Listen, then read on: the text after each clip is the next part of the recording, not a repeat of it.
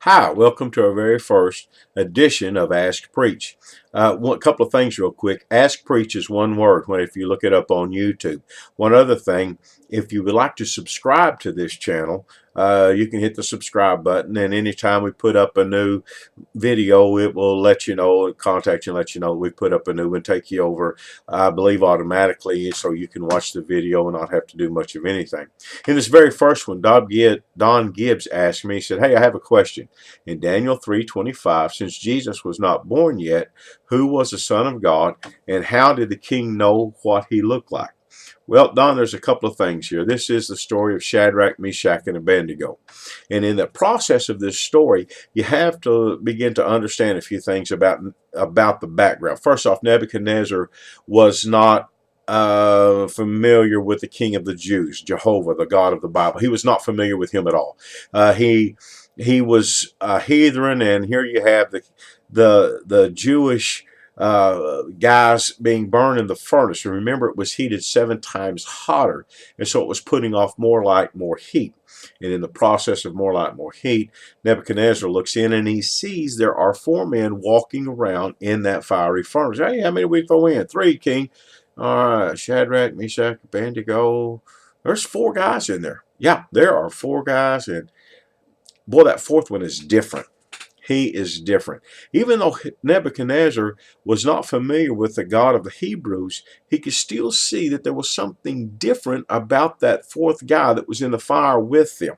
And so as we begin to look at this story, especially that 25th verse, it says this, look, Nebuchadnezzar shouted, I see 4 men unbound walking around in the fire unharmed, and the 4th is like a god. Your King James says the 4th has the form of the Son of God. That word there, son, is Ba, and that in the original Hebrew, and that means son, grandson, or heir. Just a few verses later, I think it is in 3:28, it begins to say, your God has sent an angel to deliver you from the fiery furnace. Angel could very well be used as son of God, because the angels are referred to as sons of God. And so whether it was Jesus Christ or whether it was an angel, you know what? The point doesn't matter, because they come down in the middle of a fiery furnace and delivered him. As a matter of fact, if you go just a few more chapters over in Daniel 6, and I believe it's about 22, you'll find that Daniel begins to say, King Nebuchadnezzar again. So Nebuchadnezzar comes in and he says, hey, King, or Daniel, are you all right? Daniel says, hey, King, live forever. My God has sent his angel to deliver me from the lion's den. And so we see God sometimes sends angels. And here again, it could have been Jesus himself.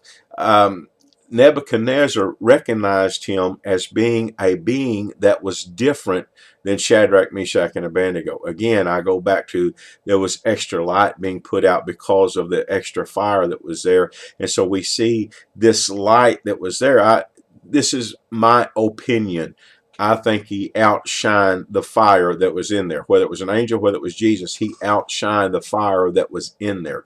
And this is, I believe, is where Nebuchadnezzar comes up with the saying this is the form of the Son of God, or a being like God. A lot of your theologians from the past, Matthew Henry, which is one of the premier Baptist theologians, Andrew Clark, some of these other guys that have been accepted theologians for years, they begin to say, it probably wasn't an angel. You know what? I'm not sure if it was an angel, if it was Jesus himself. I just know this. God delivers in the time you're walking through your fire. He delivers. He comes down and he ministers to you. There were 4 men seen in the fire. One of them was likened to the Son of God.